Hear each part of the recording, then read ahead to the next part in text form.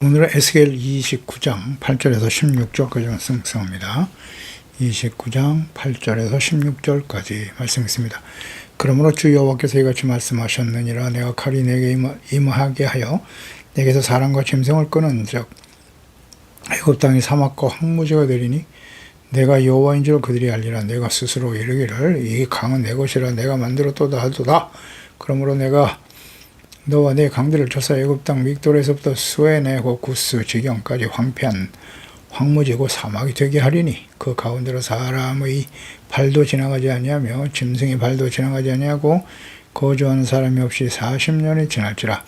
내가 애굽 땅을 황폐한 나라들같이 황폐하게 하며 애굽 성읍도 사막이 된 나라들의 성읍같이 40년 동안 황폐하게 하고 애굽 사람들은 각국 가운데로 흩으며 여러 민족 가운데로 해치리라. 주 여호와께서 이같이 말씀하셨느니라. 40년 끝에 내가 만민 중에 어떤 애굽 사람을 다시 모아내리 애굽에 사로잡힌 자들을 돌이켜 바드로스 땅 곧 그 고국 땅으로 돌아가게 할 것이라. 그들이 거기서 미약한 나라가 되되 나라 가운데서 지극히 미약한 나라가 되어 다시는 나라들 위에 스스로 높이지 못하리니 내가 그들을 감하여 다시는 나라들을 다스리지 못하게 할 것임이라. 그들이 다시는 이스라엘 족속의 의지가 되지 못할 것이요 이스라엘 족속은 돌이켜 그들을 바라보지 아니함으로 죄악이 기억되지 아니하리니 내가 여호와인 줄 그들이 알리라 하셨다 하라. 아멘. 하나님보다 더 믿고 의지하는 것에 대한 하나님의 심판. 언약의 백성들이 구원의 하나님을 버리고 믿고 의지하는 애굽에 대해서 하나님께서 심판하실 것을 예언하고 계십니다.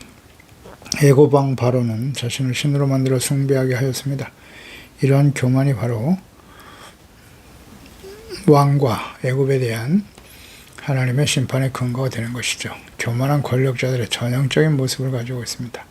하나님을 무시하고 자신을 신으로 여기는 자들, 신으로 추앙받는 나일강이 바르고 모든 고기들이 들어 던져지고 들짐승과 새들에 먹어야 될 것이라고 말씀하십니다. 애굽의 바로 왕과 군대 백성들이 바벨론에 의해서 철저하게 유린되고 멸망을 당하여 처참하게 될 것이라는 말씀이죠. 애굽은 모세를 통해서 행하신 재앙을 통해서 이스라엘의 하나님이 광대하시고 전능하신 분이시며 이스라엘을 구원하신 하나님이심을 알게 하셨습니다. 애굽은 강력해 보이지만 갈대 지팡이와 같아서 모양은 그럴듯하지만 쉽게 꺾이고 연약한 존재일 뿐이고 그를 믿고 의지하는 이스라엘에게 오히려 큰 해가 될 것이다 라는 말씀을 하십니다. 네, 그렇습니다. 하나님이 이에 믿고 의지하는 것들 하나님께서 얼마나 허망한 일인가를 깨우쳐 주시려고 하는 것이죠. 이 하나님의 뜻을 바르게 이해하는 것이 필요합니다. 하나님께서는 여러 번 반복해서 이스라엘 백성들에게 애굽을 의지하지 말라고 강조하셨습니다. 구원의 하나님을 버리고 눈에 보이는 힘의 상징인 애굽을 의지하여 동맹을 맺고 그들이 구원해 줄 것이라고 믿고 있었던 이스라엘, 결국 그들이 믿고 의지하던 그 애굽이 어떻게 바벨론에 의해서 멸망의 길을 가게 되는지를 분명하게 깨우쳐 주시려고 하는 하나님의 뜻인 것이죠. 이걸 깨닫지 못하고 있습니다. 결국 그들이 믿고 의지하였던 애굽까지도 바벨론의 침공으로 멸망을 당하게 되는 겁니다. 이스라엘 백성들이 복의 근원이 되고 제사장의 국가가 되어야 할 자신의 정체성과 사명을 상실하고 부패하고 타락하니까 주변 모든 나라들이 하나님의 심판을 받게 되는 겁니다. 내가 칼이 너에게 임하게 할 것이다. 사람과 짐승을 끊을 것이고 애굽 땅이 사막과 황무지가 된다 말씀하시네요. 칼은 전쟁입니다. 그들이 감당할 수 없는 강력한 군의 바벨론을 보내셔서 심판하심으로써 사람과 짐승도 죽게 하실 것이고 애굽 땅이 사막과 황무지 사람과 짐승, 즉 생명체가 살 수 없는 사막 황무지가 되게 하실 것이라는 말씀이죠. 문명의 발상지요, 당시 최고의 문화와 군사, 경제적으로 강대국이었던 애굽, 신흥 제국인 아수르와 바빌론과는 다른 역사와 문화가 오래된 전통적인 강국인 애굽이지만 스스로를 신이라고 여기며 교만한 바로 왕에 대한 하나님의 심판이죠. 애굽 왕 바로는 자신이 신이라고 주장했고, 하지만 그래도 불안해서인지 온갖 우상들을 신으로 숭배하고 있었죠. 과거 이스라엘이 출애굽하는 과정에서 이스라엘의 하나님 여호와께서 얼마나 크고 두려우신 분인가를 충분히 깨닫게 하셨으나 교훈을 얻지 못하고 여전히 교만한 애굽, 이는 언약의 백성 이스라엘도 마찬가지죠. 모든 시대에 또 오늘날 교만하고 교훈을 얻지 못하는 주의 자녀들 역시 동일합니다. 과거 하나님의 역사하심과 영광을 경험했던 애굽이었지만 또다시 멸망의 길을 가게 될 것이고, 이 예언의 말씀이 성취될 때 이 일을 행하시는 분이 이스라엘의 하나님 여호와이심을 알게 될 것이라고 하십니다. 우리는 하나님의 말씀이 역사적으로 성취되었고 이 모든 일을 행하신 분이 유일하신 참 하나님 창조주이시며 세상의 주인이며 섭리하시는 역사의 주인이신 지금도 살아계신 하나님이신가를 바르게 알고 믿고 있습니까? 예수 그리스도를 보내셔서 십자가에 죽으시고 부활하심으로써 구원과 생명, 영원한 하나님의 나라의 회복을 이루시고 예수 그리스도를 다시 보내셔서 추수하시고 마지막 요한계시록 예언의 말씀, 심판이 이 땅에 성취될 것을 믿고 있습니까? 어떻게 준비하며 살아가야 할까요? 전혀 무관심하고 의미 없이 신앙생활하고 있지는 않습니까? 형식적이고 외식하는 신앙, 항상 점검하고 주님 오실 그날을 지혜롭게 준비하는 사람이 되어야 합니다. 10절 11절이죠. 내가 너와 내 강을 칠 것이다. 강, 또 믹돌에서부터 구스 땅까지 수엔의 곡 구스 지경까지 황폐한 황무지 사막이 되게 할 것이다. 계속 강조하시네요. 사막, 사람의 발도 지나가지 아니하고 전혀 사람이 살 수 없는 사막과 황무지가 되게 하시겠다고 하십니다. 믹돌은 애굽의 최북단 도시죠. 수엔에는 구스지였고 나일 강변 동편쪽에 위치한 에티오피아의 한 성읍으로서 애굽의 최남단의 경계를 이루는 성이지요. 애굽의 북쪽 경계와 남쪽 경계 사이 곧 애굽의 전 지역이 사막과 같이 될 것이라는 말씀입니다. 사막과 황무지가 되어 거주하는 사람이 없이 40년을 지나게 될 것이다. 이 40년에 대해서 이 기간이 언제인가? 느부갓네살이 애굽을 공격한 때로부터 바사왕 고레스가 바벨론 정복할 때까지 실제 기간. 그래서 그때에 이제 애굽이 다시 돌아오게 되는데 정확하게 40년은 아니지만은 대략 그 기간을 의미하는 것이다라고 볼 수도 있고요. 이 40년은 애굽에서 구원받은 이스라엘이 약속의 땅 가나안에 바로 들어가지 못하고 40년 동안 광야에서 연단받은 시간과 연결해서 그 의미를 가지고 해석하는 것도 나름 의미가 있다고 볼 수 있습니다. 유구한 역사와 문화를 자랑하는 애굽이 멸망당하고 사막과 황무지가 되어 40년 동안 지정과 고통의 시간을 보내게 하심으로써 그들이 겸손해지고 이스라엘의 하나님 여호와를 인정하고 섬기는 기회를 주시려고 하는 하나님의 뜻이기도 하죠. 애굽에 대한 배려가 있어요. 하나님께서는 12절 13절에 애굽 땅을 황폐한 나라들같이 황폐하게 한다라는 걸 계속 강조하죠. 사막이 된 나라들의 성까지 40년 동안 황폐하게 할 것이다. 그리고 각국 가운데 흩어버릴 것도 말씀하셨네요. 그러니까 애굽의 심판과 멸망과 흩어짐 후에 그 이후에 회복을 말씀하셨어요. 40년 끝에 내가 만민 중에 흩은 애굽 사람을 다시 모아내되 그랬어요. 애굽에 대한 이러한 말씀과 뜻을 보면 언약의 백성 이스라엘과 동일한 의도를 가지고 계신 하나님이심을 알 수 있습니다.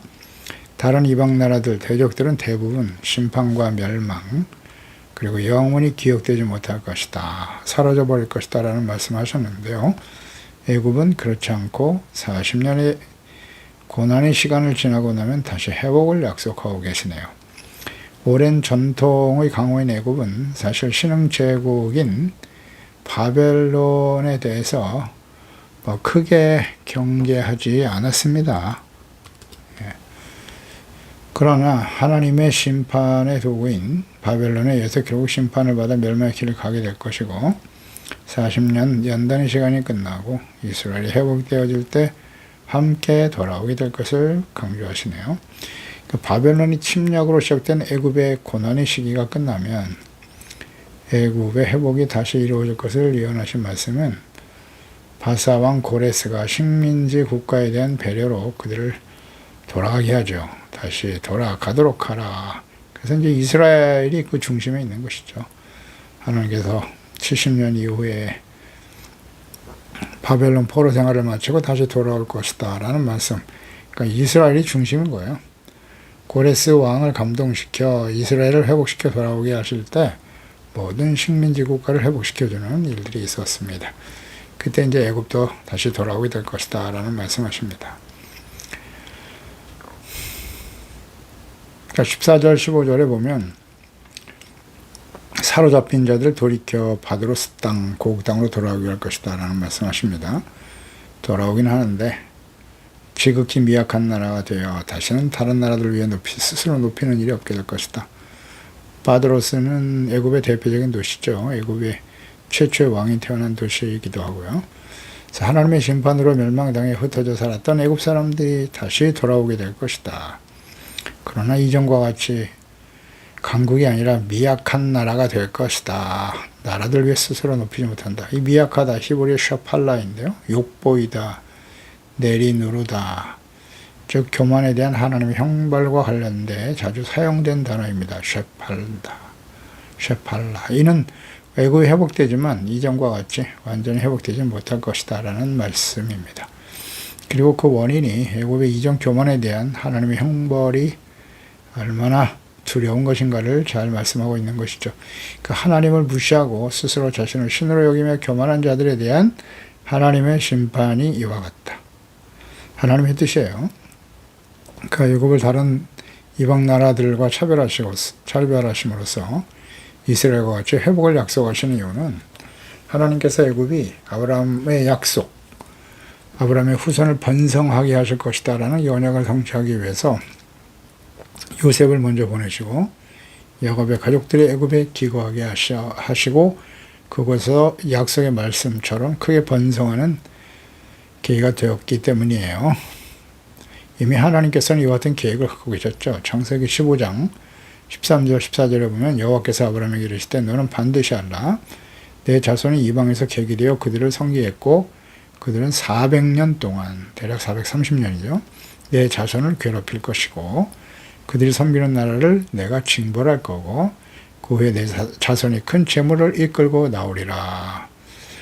그러니까 400년 후에 야곱과 그의 가족들이 애굽으로 들어간 후 400년 후에 하나님이 모세를 보내셔서 그들을 징벌하시며 구원하실 것을 이미 창세기 15장에 계획하셨다는 거죠. 이 하나님의 계획대로 애굽에서 400년을 살게 될 이스라엘. 그렇기 때문에 하나님께서는 애굽에게 특별한 배려를 하고 계시는 것입니다. 하나님의 언약, 그 하나님의 애굽에서 이루어질 하나님의 언약 약속의 말씀은 바로 창세기 15장 3절 이하죠. 내 씨를 내게 주지 아니하였으니 내 집에서 길린 자가 내 상속자가 될 것이다. 여호와의 말씀이 그에게 이르시되 사람이 내 상속자가 아니라 그 사람이 상속자가 아니다. 사실 15장에 애굽 하나님께 약속의 말씀을 믿고 갈대우를 떠나서 가나안 땅에 들어왔지만 10년 이상이 지난데도 아직 자식이 없죠. 그때 그가 기르는 함께 있는 종 엘리에셀을 상속자로 삼으려는 생각을 가지고 있었죠. 그럴 때 내 상속자가 아니야 그가. 내 몸에서 날 자가 내 상속자가 되리라. 그를 이끌고 밖으로 나가 이르되 하늘을 우러러 무뼈를 쓸 수 있나 보라. 그에게 이르되 내 자손이 이와 같으리라. 하늘의 별과 같이 내 후손이 많아질 것이다.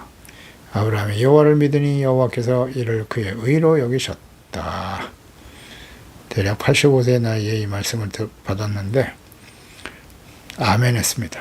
예, 주님의 말씀대로 될 줄로 믿습니다. 그러니까 이스라엘 자손들이 하늘의 별과 같이 번성하게 하시기 위해서 이방 나라에서 400년을 살게 하실 것이다. 그 택한 나라가 바로 애굽이었기 때문에 하나님께서 애굽을 배려하신 것으로 이해할 수 있습니다.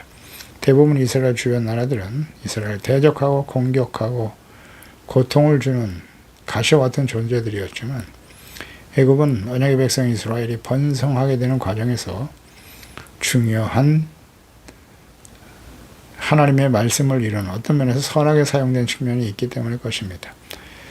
끊임없이 바로 왕에 의해서 오랜 시간 동안은 선대했지만 하나님의 때가 되어 가나안 땅으로 이주할 구원하실 때가 되었을 때 이제 바로 왕이 이스라엘 백성들을 학대하기는 하였습니다만 그렇지 않으면 그 땅을 떠나지 않을 것이기 때문에 하나님께서 행하신 일이라고 봅니다.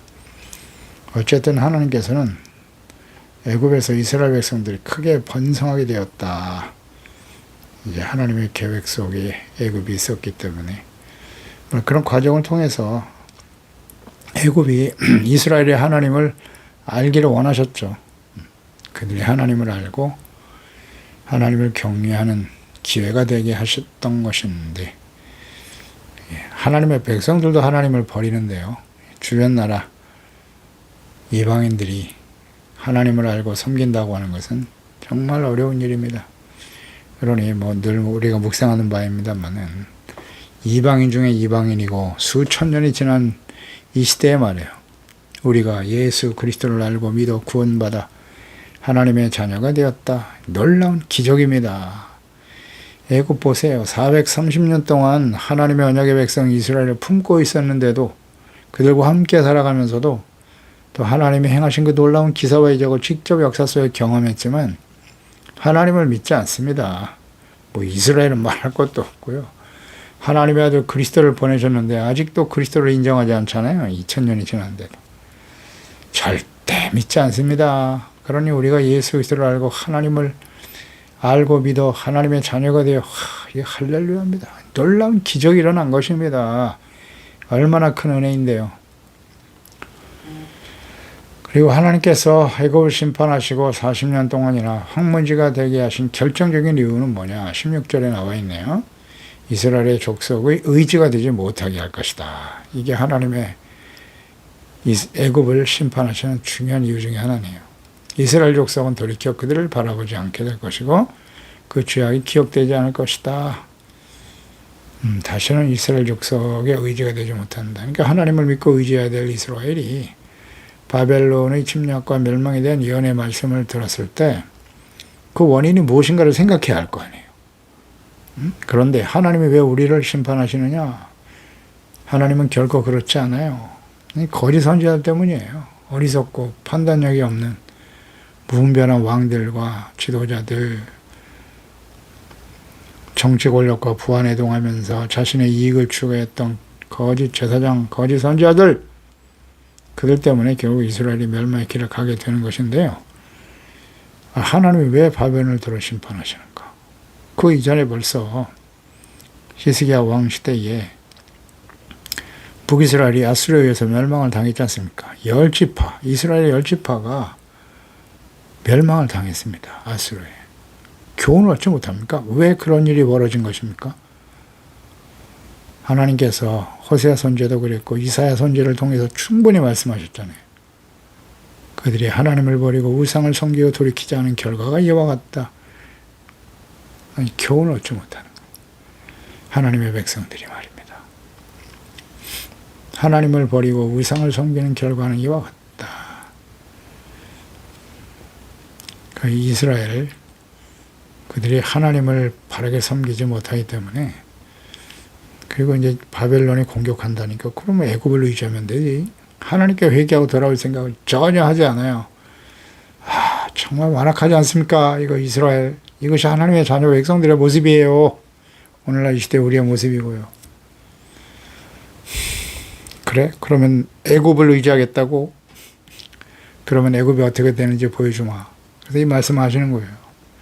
애굽이 너희의 구원이 되지 못해. 하나님이 바벨론으로 인해서 주변 나라를 다 멸망시킬 뿐만 아니라 애굽도 멸망시킬 거야. 왜?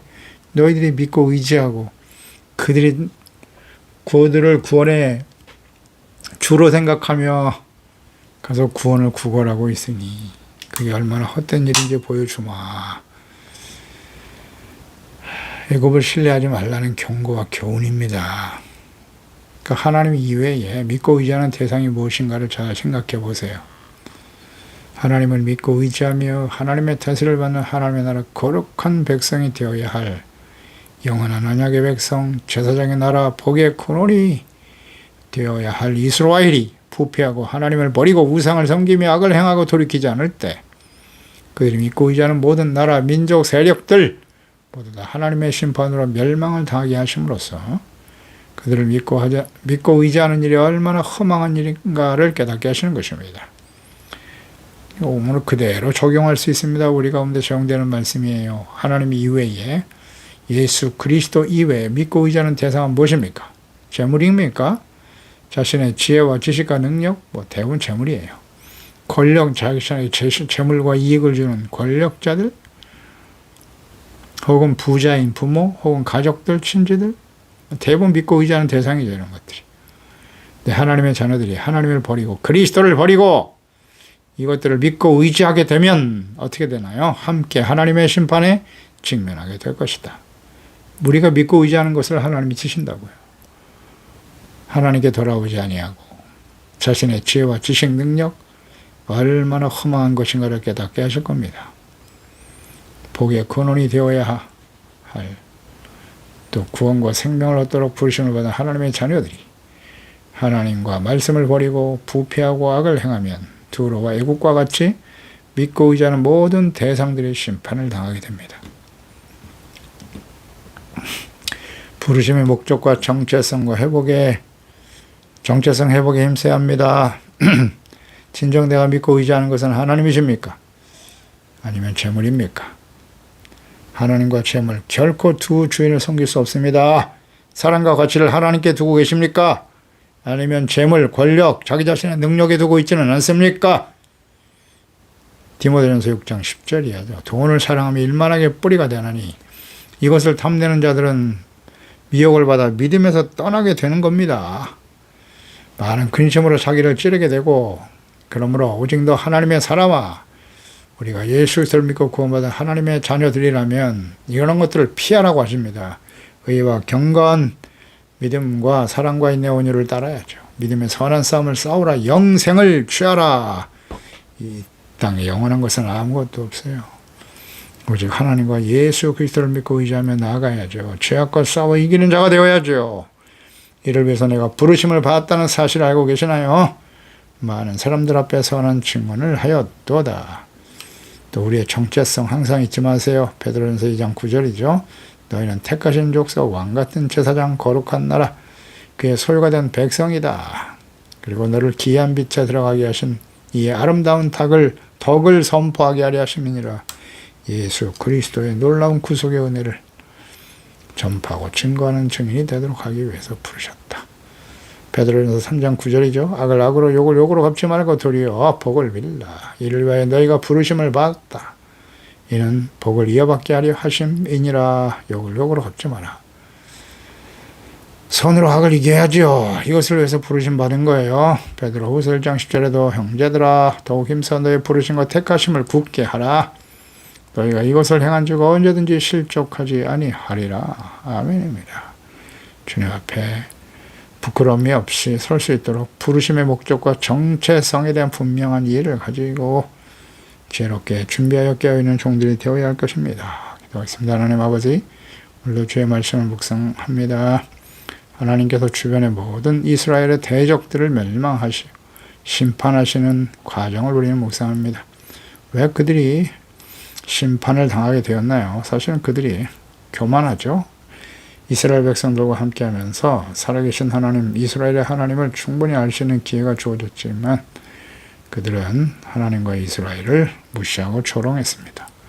그리고 스스로 애국과 같은 경우는 스스로 바로 왕은 자기가 신이다. 하나님을 대적하는 하나님의 자리에 자기 자신을 올려놓고 아주 교만했죠. 그 결과는 멸망이다.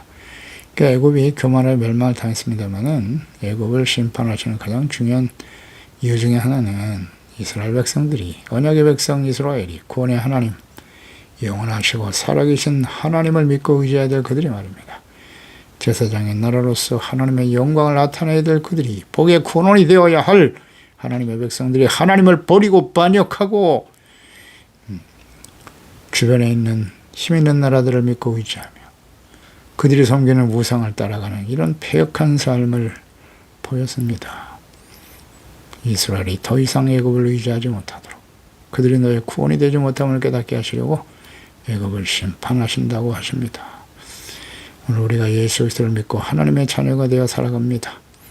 왕같은 제사장으로서 거룩한 주의 백성으로 살아가면서 우리가 하나님의 귀한 사명, 부르심에 합당한 선한 싸움을 싸고 영생을 취하고 경건과 의와 믿음과 사랑과 인내와 온유를 따라야 될 저희들이 이 약하고 패약한 세상 속에서 죄악된 삶, 불의와 타협하고 세속화되어져 가는 그런 시대에 지금 우리가 살고 있어요.